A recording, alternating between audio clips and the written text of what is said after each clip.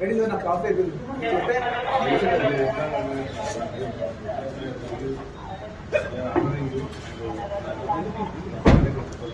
Sir మీరు ఏం order చేయండి, ఏం ఆర్డర్ చేయండి. ఎందుకంటే అర్థం మార్చుకుంటారు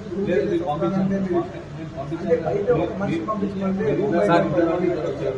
సార్ నాకు తీసుకెళ్తాం తప్పలేదు, వెహికల్ తప్పలేదు, దాంట్లో తప్పలేదు. మరీ బెడ్రూమ్ బయటకు వచ్చి బెడ్రూమ్ నుంచి వెళ్ళిపోతాం, స్కూల్ నుంచి వాళ్ళని చేశారు. అది ఇది మీకు తప్పకుండా నేను చెప్తున్నా, ఇది మంచి విషయం కాదు.